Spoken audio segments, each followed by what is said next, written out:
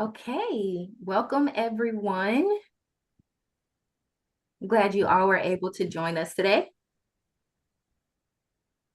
So to start the meeting, I would like to introduce myself.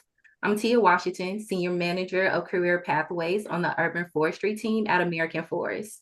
So it's wonderful to have you all join us today, and a big welcome to those of you joining the Tree Equity Coaching Network for the first time. So it's exciting to share that, this community of practice continues to grow each month. And we're really grateful you all are here with us today. So our time together is about learning from one another, sharing real world examples, and strengthening how we advance tree equity across our communities. And so, as folks are joining the room, take a moment to get settled in, and we will get started shortly.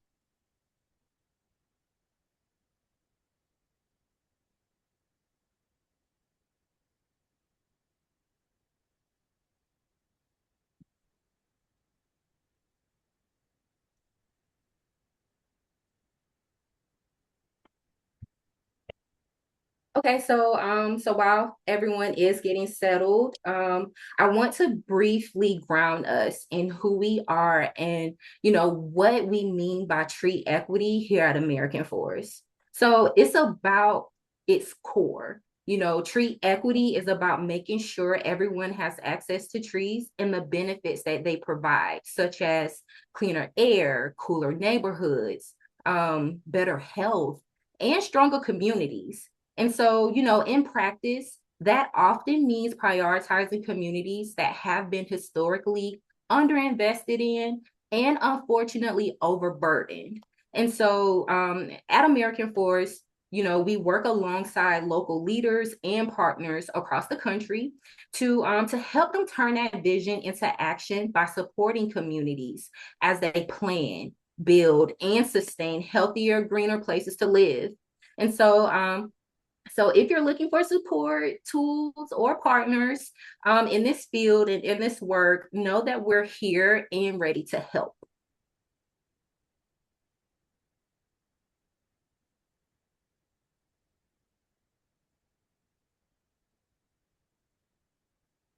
So today we will first discuss American Forest's workforce resources, which I will cover. Next, you will hear from our guest speaker, Bridget Orrick, from a national employer perspective. And then we will wrap up the webinar before heading into the after party, which I'm pretty sure all of you are excited to join. The after party is when we can get, one-on-one conversations going. So pretty excited about that.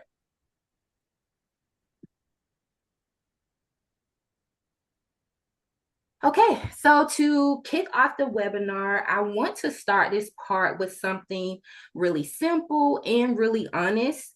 Um, Most of us didn't get into urban forestry because we were thinking about workforce systems. I'm pretty sure. We got into this because we care about trees, communities, and the places that people live. You can plant trees, you can plan beautiful projects, you can design great programs. And then you look around and realize that none of this works without the people. And not just people, but people who are trained, supported, and who actually want to stay in this field. And so I can't see all of the faces or the names, but I'm pretty sure some of you are trainers. Some of you run programs. Some of you are employers, community partners, funders, or even conveners. And so, to be fair, I'm pretty sure a lot of you wear two or three of those hats at the same time. So to assist with that capacity need, what we've been trying to do in the careers program is build tools that meet you where you already are and help you support, educate, recruit, train, and retain the next generation of urban foresters. So instead of building just one curriculum, we've been building a set of practical resources that work together and reflect the different moments people enter and move through this field. So to list the resources that are available to you, we have a tree equity curriculum that's often used in classrooms, especially with young people, to explore and connect the technical side of this work to the bigger picture of community, climate, and why this work matters in the first place. So we also have an arboriculture pre-employment curriculum that helps organizations prepare people brand new to the field, equipping them with the best um, work readiness and the basics of tree care. We're in the process of finalizing the urban forestry re-entry curriculum and resource guide, which a lot of people are excited about, and so are we. And so this curriculum, which is really about helping program staff and partners design training that's more supportive, more trauma informed, and more honest about the barriers people are carrying with them, especially for those folks who are just as impacted. And so it's great to have access to the different tools and highlight the different moments, but they all are pointed at the same goal, which is helping people not just find their way into the field, but actually build a future in it. And, all of this doesn't just happen in a vacuum. So we pair this work with Lightcast, which is a labor market data analysis tool to identify what the labor market looks like. And that's important because good intentions aren't enough. And so we need to know who's hiring, what skills matter, and where real opportunities are growing so that training and partnerships actually align with real jobs. And finally, we've we've learned this work only really sticks when people stop doing it alone. And so that's where the workforce committee comes in, bringing together employers, trainers, community organizations, and support providers into the same room so that pipelines don't just get built, they get sustained. And I would also like to highlight that the careers program also has a toolkit in the Tree Equity Handbook that focuses on the processes and local stakeholders that can eventually form into a well-structured committee with knowledge of local resources so that you can tap into those.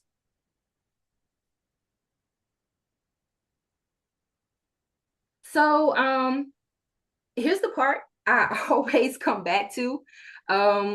People hear all of this information and say, okay, but what does that mean for me? I'm not a workforce expert, or I don't run a big training program. I just do my job and I do it great. And honestly, that's exactly the point. Every strong workforce story we've seen didn't start with the perfect strategy. It started because someone in a setting like this said, well, we can probably do this better together. And so, for example, if you work with students or young people, maybe your role is helping them see themselves in this field. And that's where something like the tree equity curriculum fits into. If you're a training or workforce development provider, maybe your role is helping people get ready for their first step into this work. And so that's where the pre-employment curriculum comes in. If you design or run programs, maybe your role is making sure people don't fall out of the system because life gets complicated. And that's where the re-entry guide and wraparound support thinking really matters. If you're an employer or a partner, maybe your role is making sure pathways actually lead somewhere. And that's where the Lightcast data helps, keep us honest about what the market really looks like.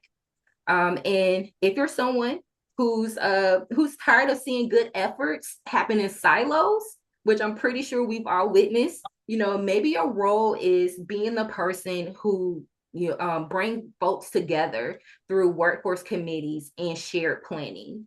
None of this requires you to do everything. It's not meant for one person to be all. So it's just about, you doing your part from where you already sit. And so at American Forest, we're trying to make that easier with practical tools and career resources for students, professionals, career changers, and even employers, so that you're not reinventing the wheel. And, because future proof in the workforce doesn't happen in one big moment, it happens when a lot of people in a lot of different roles decide to lean in right from where they already are.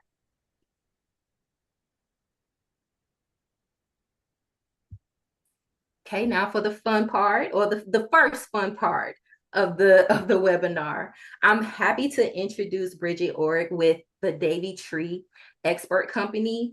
Bridget is a talent professional with 20 years of experience in talent management, workforce development, education, and training in public, private, and the nonprofit sectors.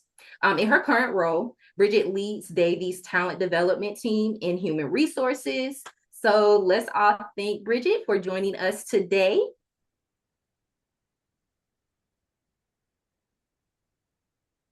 Okay, I will pass it along to you. Okay, thank you so much, Tia. That was a very flattering introduction. I do have to say that, so thank you very much. All right, I'm going to clumsily share my screen here, and let me know when we're live here, Tia. If you'd give me that feedback, I'd appreciate it. Yes, looks good. Okay, wonderful. Well, thank you all so much for the opportunity to meet and connect today. I'm going to be sharing quite a bit of information with you. I'm going to assume that there's probably some friends here on the line that I've had the chance to meet over the years, because Davy has been a great collaborator in terms of workforce development programming in many communities across the U.S. And throughout the U.S. In almost every major market. So I'm going to first share just a little bit of information about Davy. Because while we are a national company, we're also a very old company. We've been around since 1880. Our founder, John Davy, he started this business. He had completed an apprenticeship program in England and working for the Queen of England in her rose garden. He immigrated to the United States and started as an arborist, working at a cemetery in Kent, Ohio. And that's where our corporate headquarters are located today. But I think back frequently on what it would have been like in 1880 to be one of the first arborists in the United States. That was a time before, really before we had an education system that was supporting forestry, urban forestry education, arboriculture. It was before the U.S. Forest Service was formed. It was during a time of industrialization and enlightenment with a lot of the people that we look back upon and say, this was a time of great conservation in our country, and there was a call for it. So there were some thought leaders, some scientists and practitioners that I believe contributed to the formation of the Forest Service, to the formation of the scientific expertise that eventually became the science of arboriculture. And John Davy was definitely one of those early contributors. So since then, we have grown, and it was a very modest growth in the early years. The training and development of arborists started in Kent, Ohio. We had an employee development program called the Davy Institute of Tree Sciences. And that was where we taught arboriculture to people that they would actually get on a train, go to a new market or to a new community and establish business. So some of our early business practices were just in the Midwest and expanded into the East, eventually expanded into the West, and kind of became what it is today. And we are an employee-owned organization. So I want to explain how that's a little different than other for-profit companies or for-profit organizations. We are genuinely employee-owned. We are not traded on the S&P 500. We are not a company that is, owned by private equity, where we are really trying, with even though we do have profit motives, the profit motive is for us as individuals so that we can build strong retirements for ourselves. There's nobody that's like plush working for Davy. We're not a group of executives that are untouchable or that are earning like, huge money. We are modest people that are members of our community that give back to our community. So I will say I'm really proud to be an employee owner at Davy, and with the other 12,000 employees in our company and in our organization. We are throughout the US and we do have locations in Canada. We're also in a couple of other unique places. In Puerto Rico, we have some utility operations in that US territory. And we recently just acquired a business that is located in Panama. So we are expanding our operations into some more countries, which presents opportunities and challenges as well. So these are the locations where we're working. You can see it's all over the place, and in almost every major marketplace throughout the U.S. The reason why the dots are different is because we have operations that are working in different segments of the industry. Davy operates in 7 business verticals today, where we started out as a tree care company that also did some landscaping. We expanded into the utility sector during the first Great Depression in the 1920s and 30s. And then eventually we expanded into environmental services. And today we even work in engineering firms and make-ready engineering and utility infrastructure. So we are a diversified organization. And yeah, so that's who we are, and that's where we're at. Ooh, I didn't even know that was going to do that. So I'm going to dive into the meat of our conversation today, just to understand a little bit more about workforce. So as Tia had shared my background, I studied forestry in college, and I worked for a large timber company right out of school. I eventually decided to start a family, and at that time I perceived that I needed to transition my career. So I went into higher education in forest technology, and I taught in a small community college in Virginia. So I've been working with young people or persons that are transitioning in their career for most of my professional career, and whether that was in higher education or in partnership with other nonprofits and eventually coming over to Davy. So I think that this question comes up all the time. There is a strong perception that there's a massive shortage of people in our industry or of qualified workforce. And I want to start to challenge that a little bit, because I'm seeing trends and numbers that might be different than what some employers might be experiencing. Some of that has to do with our value proposition as an employer, because we are a bigger organization. We have a lot of brand awareness. The Davy brand is very strong, and just trucks rolling around town, people can say, "Oh yeah, I know of Davy. They must be an employer. They're a larger employer." We hire about 6,300 persons per year. So if you just do some back of the napkin math here, I just communicated to you, we have 12,200 employees and we hire about 6,300 people per year.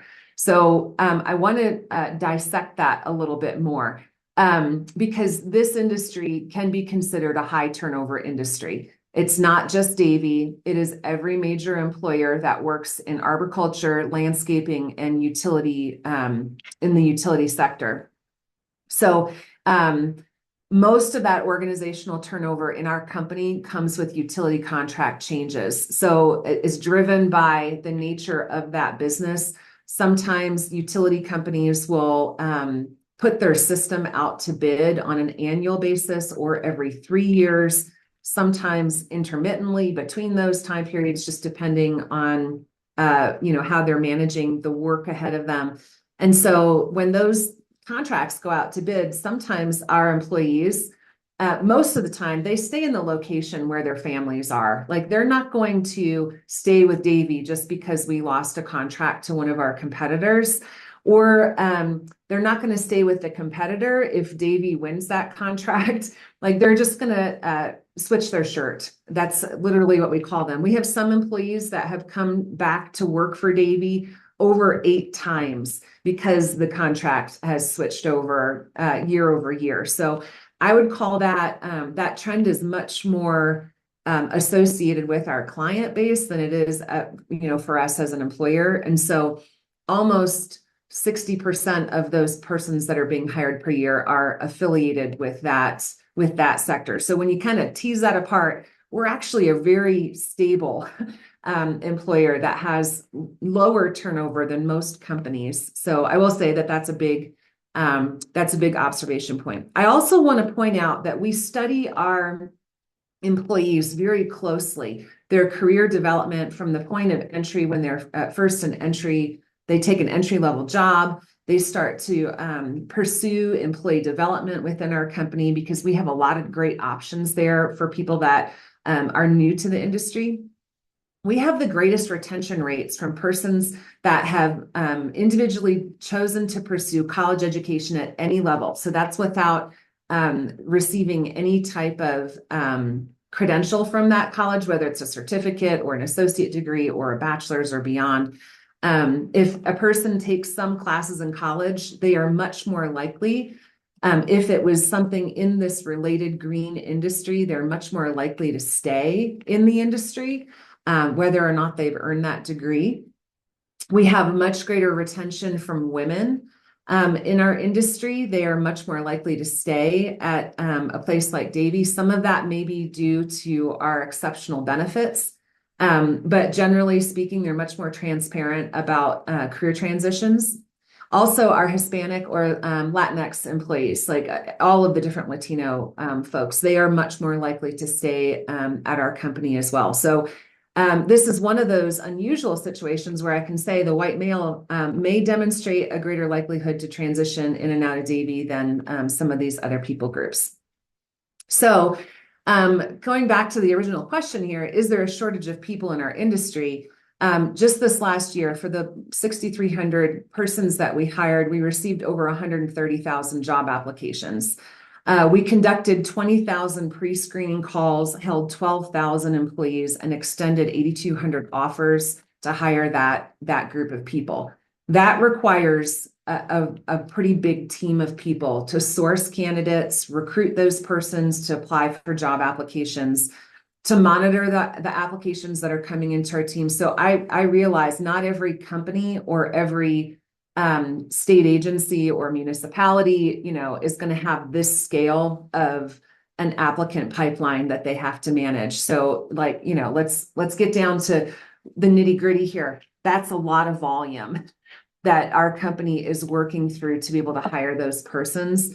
And so I kind of want to challenge this assumption that there's a massive shortage, because I'm not seeing that in these numbers. Now, that doesn't mean that all of these persons were highly qualified for entry-level positions. A lot of times we're working in labor markets where there are people that have never heard about a career in the landscaping or arboriculture industry, or the green sector at all, or urban forestry. And they're just looking for that very first job, the opportunity to get some experience. So I will say, as an employer, we have to meet the candidate pool where they're at.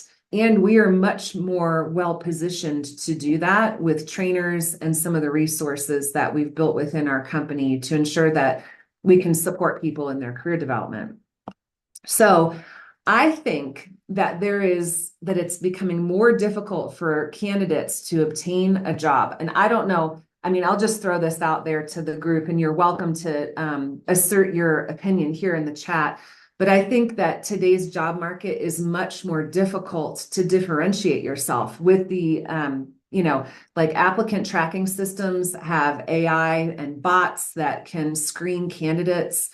Davy does not use that technology. We actually, a human person looks at every job application, looks at every resume to ensure that we are doing a good job of identifying talent that can come to work for our company. But for a lot of other people, they may be starting to use AI to their benefit just to apply for jobs because it is a much more competitive job market today. Indeed and Monster and all these other online platforms have made it much more challenging. Like the candidate pipelines are much deeper and broader than ever before because of these digital platforms. So I just want to say that workforce shortages are continuing to be communicated broadly by the U.S. Department of Labor. I think, Tia, the data that you're using with Lightcast continues to indicate that there are not enough qualified people out there. I'm just seeing some numbers that might indicate that may not necessarily totally be the whole story. I think there's something to be said about the difficulty of obtaining a job today that really I think our candidates need some more support around. So I'll just leave that there. Okay. All right. So what are some additional trends that are impacting talent today? I will say that ICE, and my intention here is not to get political at all, but I just want to present some facts. ICE is targeting landscaping and tree care companies because we have such a large percentage of workforce that is Hispanic or Latino. Just this last week, we had some people that are our employees. They are visa holders. They are legal to work for our company, legal to work in the United States. They were targeted and cornered because they're not working in a brick and mortar building. They're working outside at a client property. They were targeted, they were picked up, they were detained.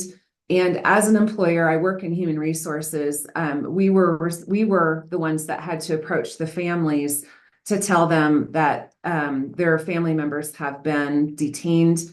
There is no due process associated with these incidences. In this case, we had 3 employees. This was just last week in Western Pennsylvania that were picked up, detained, and we had to communicate that to the family. Our company chose to file an injunction because we e-verify every employee that comes to work for our company, and those persons were legal to work for our organization. That creates a challenge for us as a business because we've committed to our clients, that we're going to be doing work. These were long-term employees that work for us. All of them have visa applications that are active for U.S. citizenship under an asylum provision. So this is a situation that business is having to react to. And so it is, that's not the first time that it's happened. I don't think that'll be the last time. So we've got to be prepared, for that reality to support our managers and our employees. So that's something that we are working through. The company filed an injunction so that we could hopefully be able to get our employees released back to us so that we can continue to serve our clients well. Very highly qualified people. They've been trained exceptionally, great humans, great families. So that is impacting us. I will also say that the college student population is becoming more female. And that is something that we should be really excited about, especially for companies that are prepared to accept every gender that's coming to work for their company. 80% of all landscaping students, I think this is a really interesting statistic, at BYU and Provo, Utah, are female. And many of the arboriculture programs at different urban forestry programs across the U.S. are split about 50-50. This trend has been emerging for the last 10 years, but after COVID, it really accelerated. So we're seeing way more women that are in academic programs that are tied to the green sector.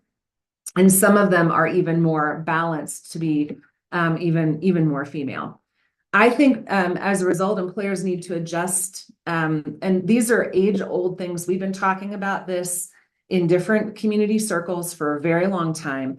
Access to bathrooms, better PPE that fits every body shape, equitable parental leave, access to childcare resources, flexible policies for all parents. It turns out that men need these things too.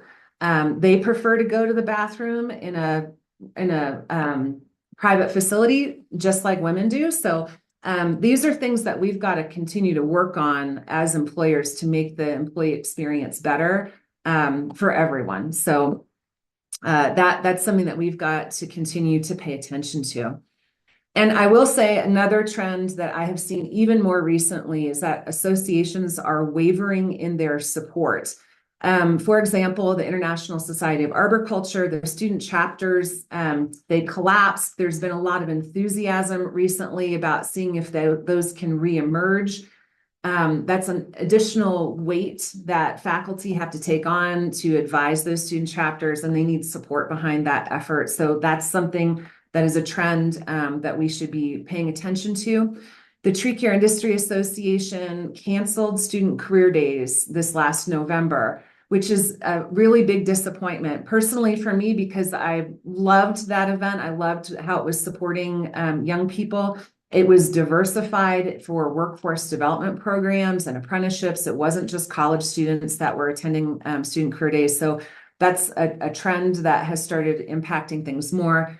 The Utility Arborist Association is exploring programs at conferences. They had a really unique program in Knoxville this last year that I thought was pretty special. And I think that they're going to continue to offer some support to young people to explore that career pathway. And recently, the National Association of Landscaping Professionals recently adjusted their strategic plan to incorporate workforce development as an industry priority. So we're continuing to hear employers push on these associations or these affiliates like this is a top priority, and they're just wavering. They're trying to figure out, is this our swim lane? Is this where we can support our members the most? How do we engage? How do we fit in? How do we support? So I just want to say, Tia, like the investment that American Forest has made here and that continues to make is honorable. But when we kind of look around the room a little bit, it's a mixed group, like mixed support is how I would describe it. So I wanted to also like back up a step here and talk more about workforce development. What actually is it? I love showing people this diagram, and I shamelessly stole it from the Colorado Workforce Development Council because it's such a clear, what I would call, it provides clear definition of what is workforce development. What does it mean? Because what I've observed in the green industry is when you say workforce development, everyone assumes that you're talking about a program that's affiliated with a nonprofit.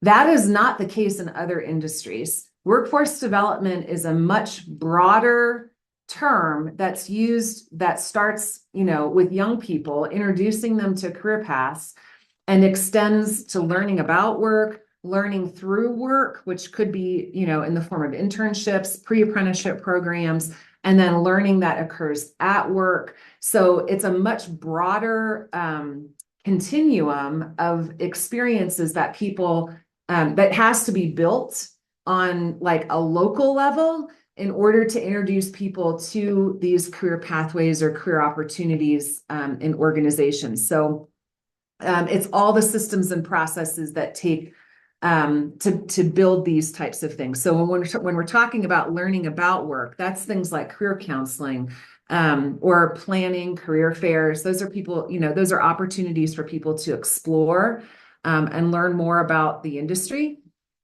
Some mentoring or even job shadowing. As an employer, we have found that to be really meaningful because it allows people to take a closer look at you as an employer to see, could I see myself in this job? How are they going to support me as how am I going to learn the craft? How am I going to learn the trade? And are they going to help me in that process? Some of those other things are learning it through work. This is where I think a lot of the nonprofit sector in the green industry is spending their time, is in some of these pre-apprenticeship programs. So Tia, the curriculum that you shared with the audience here, that's what I would consider those to be pre-apprenticeship programs, or it's like learning. Some of these programs offer compensation or some benefits, or they braid together different resources for program participants. Those are learning through work activities that usually get connected to full-time permanent employers, companies like Davy, or municipalities, or other organizations. And then there's this learning at work piece. And this is really an important thing to think about as an employer, because Davy invests a lot of resources in employee development. And I'm going to share some of those resources with you just so you can kind of reflect and think about, hey, how could we as an employer consider, I say use the case methodology, copy and steal anything, everything, right? So if you see something here that you'd like to replicate in your organization, reach out to me. I'm happy to share, because I do think employee development has to be it's the critical attraction point that any employer is going to have, saying that, oh yeah, we don't expect you to show up and know everything. We're going to continue to train you and give you opportunities to learn, and it's connected to your career advancement to help benefit you and your personal wealth and benefit your family. So I also think as a national company, Davy frequently gets pulled into a lot of opportunities. Workforce development happens on a local basis. It is not generally a national, where something where you can have a huge national impact. It's all about relationships that happen at a local level between school systems, nonprofits, support structure, and local employers. And sometimes people say, well, there's a lack of qualified talent out there because they don't know how to connect with that local network, or there's no programs that are braiding together those resources to help make things kind of come together. Now, I will say, even though Davy hires a lot of people on an annual basis, when you look at our map and see our distribution, sometimes that's less than 5 job opportunities that happen in one community. So that's something to kind of think about. While Davy can be a great partner, a lot of times our openings that we have in a local community might be much smaller than what we're communicating broadly across all those different markets and all those different places. So again, workforce development occurs before full-time permanent employment and continues over the course of a person's career. It can be a partnership between nonprofits. However, a lot of them experience cyclical funding streams, or like we've watched the IRA funding collapse this last year, and that had a huge impact on a lot of nonprofits and municipal businesses that were doing good urban forestry work. So when we talk about sustainability, I'm so glad you used that word, Tia. Sustainability is huge here, because sometimes, someone will say, oh, we're going to start this workforce development program. And really what it is they don't always have all their funding sorted. They don't have like they haven't sourced a candidate pipeline that's well aligned to permanent full-time employment. There's a lot of things that have to be structured and built there for a program to be successful. A lot of these programs, because they're chasing funding streams, and we saw stuff collapse this last year, I am seeing a lot of those programs are starting to retarget to where they can find funding, and there's always going to be funding for difficult to employ persons. So that's something to kind of think about. If you work for a nonprofit or you're partnered up with a nonprofit that is targeting that money stream, sometimes it's hard to get employers to the table because they've got to consider, we have to be able to hire these persons, and employers like Davy, we run background checks, we conduct drug screenings in some places, not in all places. Those drug screenings allow certain things to pass through them, but not other things. Like for the most part, Davy as a company, if you have a marijuana or any of the THC, if that's, traceable, as a company, we've taken the approach that that is not being screened for. However, if there's an accident that occurs at the work site, you will be screened for that, and there's repercussions that are associated with those things. And if you intend to obtain a commercial driver's license, as an employer, like most of our employees need to have a CDL driver's license, and that's still federally regulated by the Department of Transportation. So those are kind of things to think through when you're looking to partner up with industry, is that we still have to look at all those factors to be able to employ those persons. So generally speaking, I can speak on behalf of the company. We are a felon-friendly organization. So even when people have things that are in their background, there are some things that we can't hire for, but we know that there are lots of different circumstances for which people get pulled into not the best of circumstances to get ready to go to work. So I can proudly say that, like, there's a lot of things that people can have on their permanent record that Davey is going to just say, well, this was at a season of development, they've grown past it, and they're ready for full-time employment. We know full-time permanent employment is the most important factor to recidivism. So there's a lot of great resources as an employer that we can offer there too. So some more things I wanted to touch on. Capacity in a lot of these programs is low and local, and it pushes out cohorts of students or program participants, whatever you call the program, in a rhythmic cadence that's associated with those funding cycles. And so as those programs are getting built, we just would encourage you to think about, when are the hiring cycles of your permanent full-time employers?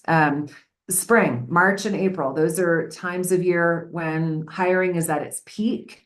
Generally speaking, as an employer, when we are looking at job applications come in, I can track it over the months of the year and say we receive the most job applications in the month of January, and then it just trickles down over the course of the year. Our job availability is at its highest point in March and April, and then it starts to slip. And then as it gets closer towards Thanksgiving, honestly, that's like the marker. Hiring almost comes to a screeching halt. And that's just, depending on the location, the seasons, time of year, all those kinds of things. So most of the employment, the job opportunities are going to be available during the green season when things are growing and happening at that time of year. Many people ask, well, does your company offer permanent full-time year-round employment? And Davey does. We do not go through major layoff cycles like a lot of employers do. If it's affiliated with arboriculture, urban forestry,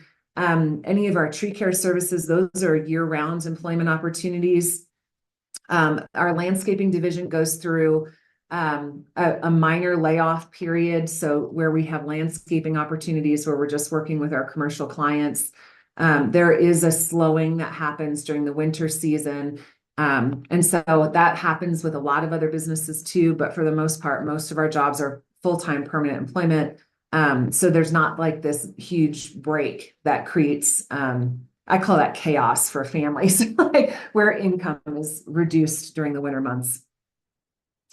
I also wanted to point out that some of the partners that are involved in workforce development can be considered competitors in our marketplace. And what I mean by that is that sometimes they have to secure contracts to be able to train employees to have a revenue stream that's associated with being able to pay their people. And they have a workforce development program, but they also are completing work and maybe possibly bidding against Davey on some contracts.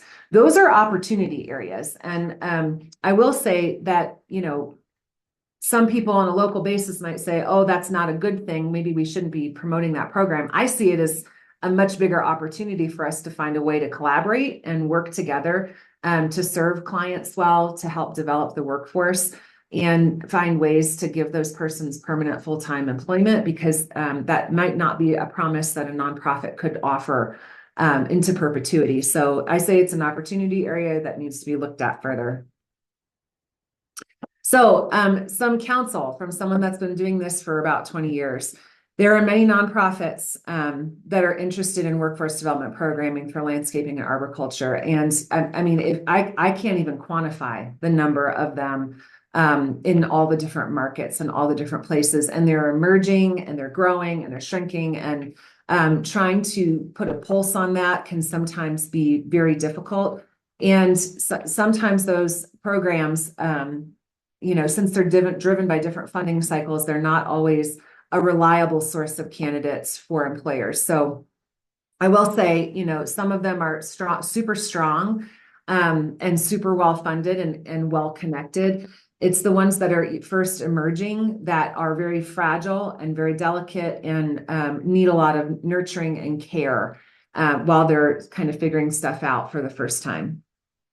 Almost all those programs are producing entry-level talent that requires additional training, significant additional training. And I will say, in the last 10 years, the Arborist Apprenticeship Program that was formed, that was registered by the Tree Care Industry Association and has had, great success within nonprofits and workforce development programs. It's been a very narrow adoption within the industry. It's usually been with smaller companies that have local infrastructure, like Gateway Technical College in southeastern Wisconsin. They offer classes along with a couple of other tech colleges in Wisconsin. And those are really directly connected to municipalities.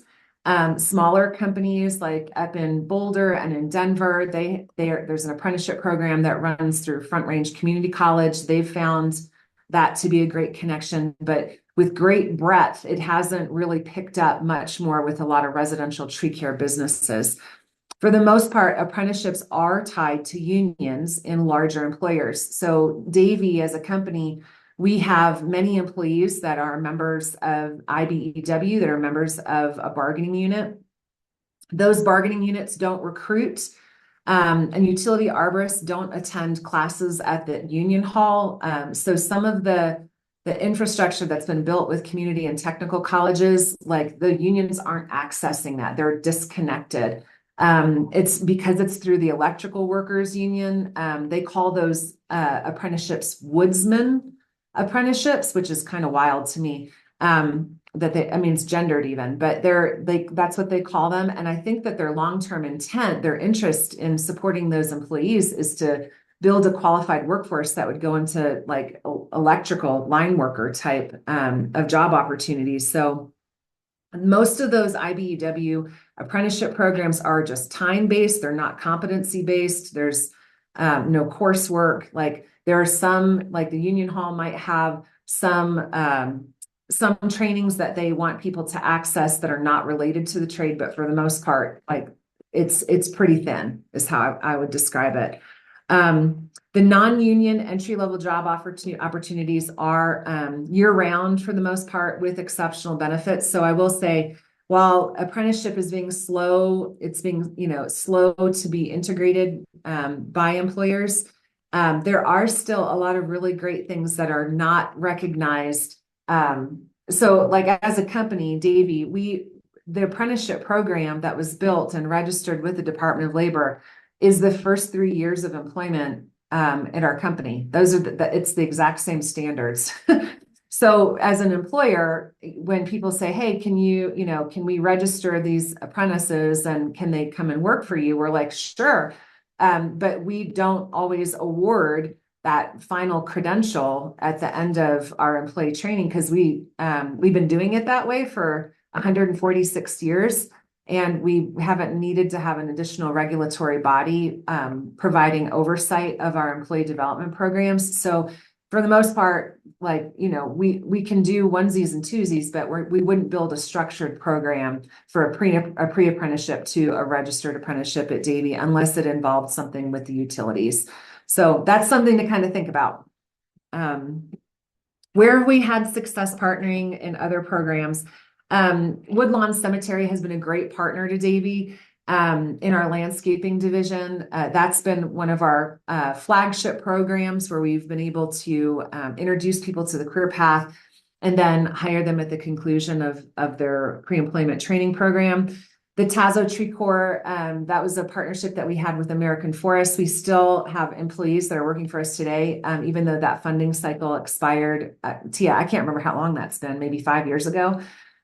So we still have some people that are working for us today that came through that program.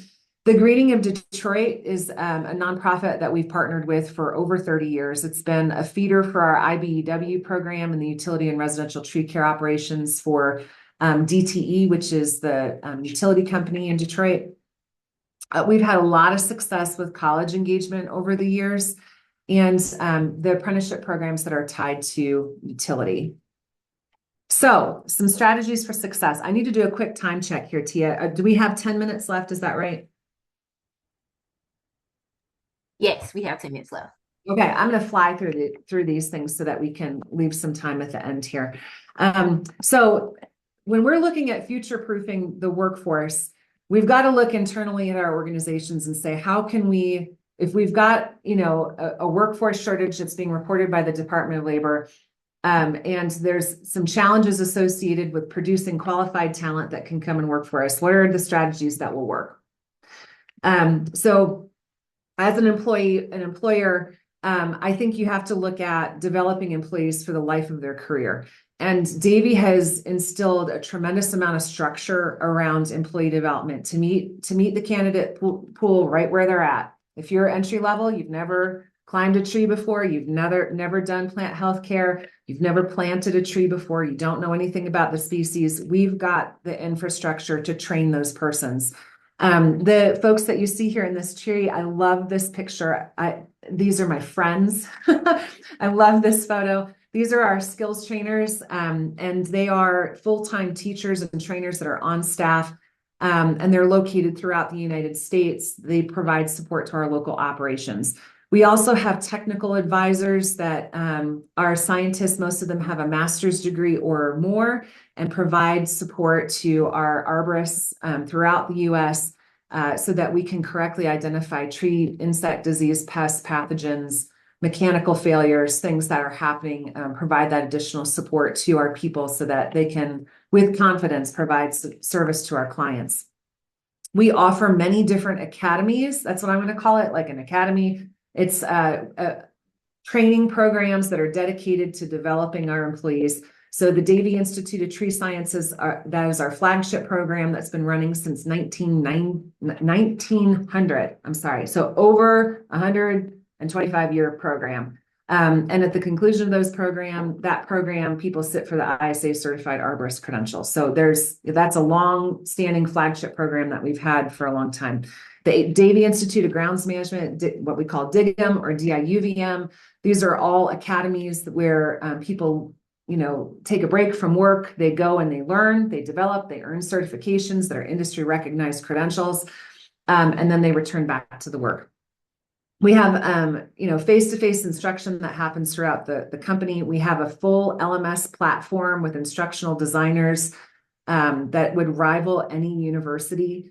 And we have a lot of leadership and management training that we offer our employees too. So you've got to be willing to develop people across the entire span of their career. We've found a lot of success with our employee affinity groups. These are groups of employees across every segment of our business that are getting together, and they're talking about issues that affect them as employees and how to navigate and receive some mentoring to continue growing and developing in your career. This picture here on the left is David Devine. He's one of my favorite humans. He lives here not far from me in the Denver market. And you can see he's working with some people to help train them in their skills. He leads our BIPOC employee affinity group for Davy with a couple of other persons. We also have a women's plus group. We have a veterans group. We have an LGBTQIA group. So these groups are ways that we can create connections. And because we are across all time zones, most of the engagement that happens with those groups is in an online format that happens once a month or once every other month.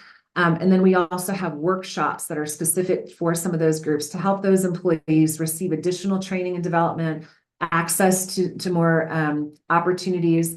When some of the new illegal DEI stuff came out from this administration, the company had to take a position on some of these training opportunities that we were offering our employees. We're still running these programs. We are still successfully offering support to our employees. We've just become more inclusive. They're not necessarily only for members of the BIPOC community or only for women. We've just opened it up, and we found that allows us to continue celebrating and supporting those people, and at the same time, helping people access better training and employee development programs. So this has been a really great, it's a bright spot for Davy, and we're really proud of it. I think investing in the future is really important. We do that through scholarships, internships. We host over 100 interns throughout the U.S. At our company. This particular event is when TCIA decided they were going to cancel student career days. Davy decided, well, we'll just pick that right up and invite those students to our seed campus. It's, we just opened it up in the fall, and we can help give these students a great experience. Engaging with students and faculties within a local area is really helpful for smaller organizations or smaller businesses. You do have to establish those relationships if you want to hire those persons long term. And then we found it's been really important and valuable for us to collaborate with other employers. The reason for that is because while Davie is a big company, we might be small in any individual market, and we might only have a couple of job opportunities that we can offer on an annual basis. However, when we pull up with other employers, all of a sudden we're able to demonstrate much more job availability in a market and build relationships cross-functionally across, education systems or workforce development organizations. I think it's really important that companies today have a strong culture, and they live their values to the culture of their organization. These are our company values. What I'd like to say, some people will say the employee ownership, that's a big part of it too. But we've got to demonstrate all of these things and hold each other accountable for these items in order to sustain our culture and make it a place where people want to stay. I also think it's critical, and this is one of our leadership development, our management training programs here on the left, what you see in this photo, is what we call our Planting the Seed program. We train our managers to hold coaching conversations to help our employees continue developing in their career. We've developed core competencies as an organization that we want to hold our employees accountable to. And we are building succession plans and leadership development as a company. And I think every organization has to do these things in order to sustain a great workforce. Of course, we have our new Seed campus, which has been a huge investment in our employees. This is different than what other companies have, the support resources that they offer. But this campus is open, and we are able to provide training and development not only to our employees, but across the sector of the industry. And we think it's a really great way that we can invest back into the scientific community as well. So we have a vision and a mission that's associated with our new campus. Our goal is to be the green industry's premier research and training facility, supporting our operations, our clients, and the industry in general. And our pillars are in training, research, engagement, and sustainability. And this is just, some pictures of what that new campus looks like. I know we're working very hard to try to get more information out about ways we can open that campus up. This spring, we'll be holding the NATCC, the National Tree Climbing Competition, in a couple of months, which I think is really exciting. And I hope that we'll be able to continue to open our doors in the future to other organizations as well. So Tia, I'll leave us there, and I'll stop sharing my screen because I think you're going to be wrapping us up and pulling us into another space, right? Yes, I am. So thank you so much for joining us, Bridget, and for sharing your expertise with the network. I am going to share my screen, if it will allow me. Okay, it should be up. So again, thank you for joining and sharing your expertise. So for those of you who aren't familiar, we are hosting an after party following the webinar where we can have our cameras on and engage with one another and the speakers of today. So I hope to see you there. And the link to the after party is in the chat, but you should have also received an email with that link as well. And so before you go, we will be meeting next month for another Coaching Network webinar where we will circle back to continue the discussion on an important step along the pathway to tree equity, and that is building an inclusive cross-sector and cross-department coalition. And so we'll hear from our friends who will share a resource to help us bring our colleagues together around shared challenges. And so, then we'll hear from Catherine Wheeler at the City of New Orleans about how we have applied this process to strategies out of conflict with State Department of Transportation.